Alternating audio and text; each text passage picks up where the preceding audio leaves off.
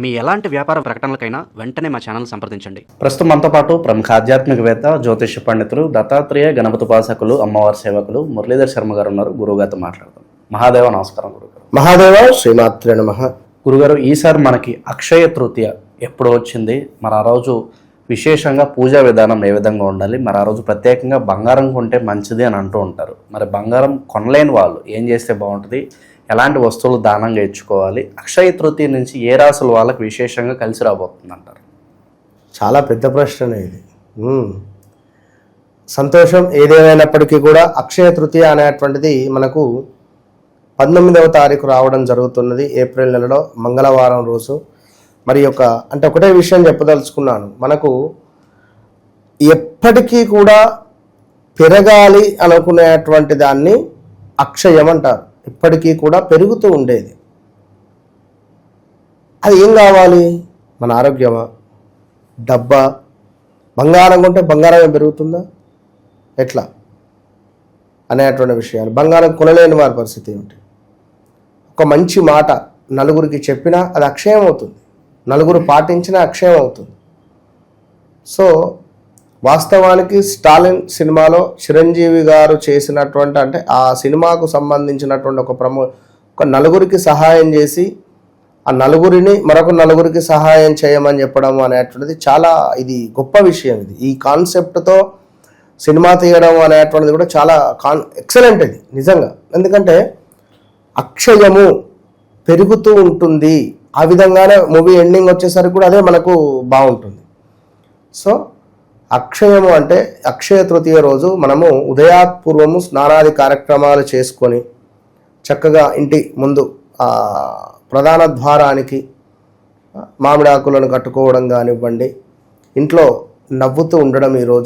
ఈరోజు చక్కగా కూడా అమ్మవారికి సంబంధించినటువంటి పూజ చేసుకోవడము, ఒక నూతన పాత్రలో కుండలో నీటిని పోసి చక్కగా దానంగా ఇవ్వడము ఎంతో విశేషము. కొత్త పాత్రలను కొనడము విశేషము. బంగారం కొనడము విశేషమే, కానీ మన స్తోమత. బియ్యం కొనడం ఈరోజు అదృష్టం, ధాన్యాలు కొనడం ఈరోజు అదృష్టం, పసుపు కుంకుమ కొనడం ఈరోజు అదృష్టం. అదేవిధంగా కొంత చిన్న పిల్లలకు ఎవరికైనా ఒక చాక్లెట్స్ పంచడం కానీ, స్వీట్స్ పంచడం కానీ, ఇది మనకు యోగాన్ని తెచ్చిపెడుతుంది. అక్షయ తృతీయ రోజు లక్ష్మీదేవి ఆరాధన.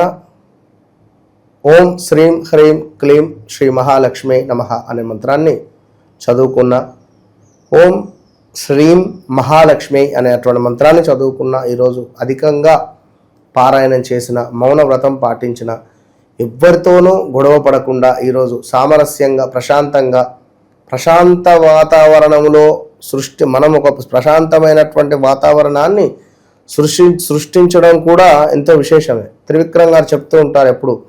ఒకతను ఉండేవాడు, ఇంటి ముందు కూర్చునేవాడు, భోజనం చేసేవాడు, మళ్ళీ వచ్చి ఇంటి ముందు కూర్చునేవాడు, రాత్రి అయ్యాక ఇంటికి వెళ్ళి పడుకునేవాడు. ఇంతే, అతను ఏం పని చేసేవాడు కాదు. అంటే అలా ఉండడం కూడా ఇవాళ రేపు స్టేటస్ పెట్టగానే నా కోసం పెట్టారా అని ఫోన్ చేయడాలు, ఉల్టా మెసేజ్ దానికి వేరే స్టేటస్ పెట్టడాలు, 4 రోజులైంది నువ్వు ఫోన్ చేయలేదు అనడం కానీ, మెసేజ్ చేయలేదు. ఇన్ని మనము సృష్టించుకొని మనకు మనమే బాధపడుతూ ఉన్నాం ఇక్కడ. ఇక ఈ సందర్భాలలో నువ్వు ఏం బంగారం కొంటే నీకు అక్షయం అవుతుంది? నీకు ఏం జరుగుతుంది? ఒకరికొకరు సొంత రక్త సంబంధికులే మోసం చేసుకునేటువంటి పరిస్థితులలో ఉన్నారు డబ్బు కోసం. నీకు ఎవరు నీకు ఎక్కడ ఇన్ని చేస్తూ నువ్వు నాకు అక్షయం కావాలంటే ఎక్కడి నుంచి వస్తుంది? అవునా కాదా చెప్పండి. ఎంతమంది క్లయింట్స్, ఎంతమంది బాధపడుతున్నారు? సొంత అక్క చెల్లెళ్ళే డబ్బు కోసం దూరమైనటువంటి దాఖలాలు ఉన్నాయి. భార్యాభర్తలకు ఒక అత్తా కోడళ్ళు గొడవలు పెట్టి కోడళ్ళు పంపించిన దాఖలాలు, లేదా భర్తను దూరం చేసిన దాఖలాలు. మాస్తంతా తింటుందని ఎన్ని ఎన్ని ఎన్ని ఎన్ని ఎన్ని ఎన్ని దారుణాలంటే రాఖీ సినిమాలో ఎన్టీఆర్ గారు చెప్పినటువంటి విధంగా డైలాగ్ అది గుర్తొస్తుంది. ఒక స్త్రీ ఇంటి నుండి బయటికి వెళ్ళి మళ్ళీ ఇంటికి రావాలంటే ఎంతమంది కామందుల కండ్లల్లో అన్నట్టుగా ఏదో డైలాగ్ ఉంటుంది. అంతే పరిస్థితులు అవి. ఓకే, ఏదేమైనప్పటికీ కూడా ఒకే మాట విషయం ఏమిటి అంటే, ఇక్కడ ఈరోజు ఉదయాత్పూర్వము స్నానాది కార్యక్రమాలు అందరూ చేస్తూ ఉంటారు. బ్రాహ్మీ ముహూర్తంలో చేయడం ఎంతో విశేషం. అమ్మవారికి తప్పకుండా పసుపు కుంకుమను సమర్పించండి. దగ్గరలో ఉండేటువంటి దేవాలయంలో కుంకుమార్చన జరిపించుకోండి. అదేవిధంగా ఒక వెండి నాణము కానీ ఒక రూపాయి కాయిన్ కానీ చక్కగా కూడా దానికి పసుపును రాసి అమ్మవారి వద్ద పెట్టి ఓం శ్రీం హ్రీం క్లీం మహాలక్ష్మీ నమః, ఓం శ్రీం హ్రీం క్లీం మహాలక్ష్మీ నమః అనే మంత్రాన్ని 108 సార్లు జపించి దానిని మీ పర్సులో పెట్టుకోవడము ఇది ఎంతో శుభంగా తెచ్చిపెడుతుంది. అదేవిధంగా ఏదైనా కొనుగోలు అనుకుంటే బెస్ట్ చాయిస్ నేను ఇచ్చేటువంటిది ఏమిటంటే బంగారం వెండి చిన్నదైనా సరే. లేదు అనుకున్నట్టయితే కొత్త పాత్ర కొనుక్కోండి. లేదు అనుకున్నట్టయితే కొత్త చీపురైనా కూడా కొనుక్కోవచ్చు ఈరోజు. అదేవిధంగా కొత్త బట్టలు ఎవరికైనా దానం చేసినా కొనిచ్చినా కూడా మనకు శుభమే. అదేవిధంగా బియ్యము లేదా ధాన్యం అని చెప్పడం జరుగుతున్నది.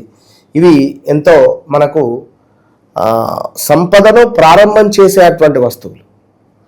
ఇక మరొకటి ఏమిటంటే దానము, బియ్యము, ఆ కుండలో వాటరు, మనకు పసుపు, శనగపప్పు, అరటి పండ్లు, బట్టలలో పేదవారికి లేదా వృద్ధులకు దానం చేస్తే బాగుంటుంది. పాయసము లేదా మనకు బెల్లముతో చేసినటువంటి నైవేద్యము లేదా బెల్లాన్ని ప్రసాదంగా ఇవ్వండి అమ్మవారికి. అదేవిధంగా అరటి పళ్ళను పెట్టే ప్రయత్నం చేయండి. ఈరోజు అప్పులు ఇవ్వకండి. ఈరోజు అప్పులు అనేటువంటివి కట్టడం కానీ ఇవ్వడం కానీ చేయకండి. అదేవిధంగా గొడవ పడకండి ఎవరితో కూడా. ప్రశాంతమైన వాతావరణం ఇందాక చెప్పుకున్నటువంటిది. డబ్బు వృధా ఖర్చు అనేటువంటిది చేయొద్దు. ఇవి మనకు సంపాదన అనేటువంటివి మెరుగుపరిచేటువంటి పరిస్థితి ఉంటుంది. ఇక మరి అక్షయ తృతీయ రోజు ఏ రాశుల వారికి బాగుంటుంది, ఏ రాశుల వారికి బాగుండదయ్యా అంటే మొట్టమొదటిది వృషభ రాశి, రెండవది మిథున రాశి, సింహరాశి, తులారాశి, మకర రాశి. ఈ రాశుల వారికి అద్భుతంగా ఉండబోతూ ఉన్నది. ఏ పరంగా అనుకుంటే మాత్రము డబ్బు పెరగబోతూ ఉన్నది. వృషభానికి గోల్డెన్ టైం. ఉద్యోగ అవకాశాలు, వ్యాపారాలలో లాభాలు, కొత్త పనులకు శ్రీకారము, ధన యోగము బలంగా ఉంటుంది. మిథున రాశి వారికి కొత్త పరిచయాలు, ఉద్యోగము, ప్రమోషన్స్, ప్రయాణాలు, సైడ్ ఇన్కమ్స్ మొదలయ్యేటువంటి సందర్భాలు, జీవితం అనేటువంటిది ఒక కొత్త దిశలోకి వెళ్ళబోయే పరిస్థితి ఉండబోతుంది. సింహరాశి ఉద్యోగంలో గొప్ప పేరు ప్రఖ్యాతలు ఉన్నవి. గౌరవం పెరగబోతున్నది. పెద్దల సహాయము, సక్సెస్ అనేటువంటిది మీకు ఒక స్టార్ట్ కాబోతున్నది. ఇక తులారాశి వారికి ఆకస్మాత్తుగా డబ్బు, పెట్టుబడులలో లాభాలు, ఖర్చులు తగ్గడము, వ్యాపార అభివృద్ధి కనబడుతున్నది. మకర రాశి వారికి చాలా రోజులకు నుంచి ఉన్నటువంటి కష్టం ఫలించబోతున్నది. ఇక ఉద్యోగ స్థిరత్వము, అప్పులు తగ్గడము, కుటుంబంలో శుభవార్తలు వినేటువంటి సందర్భాలు ఏర్పాటు చేసుకోబోతున్నది. సో ఓవరాల్గా ఈ రాశుల వారికి బాగుంది.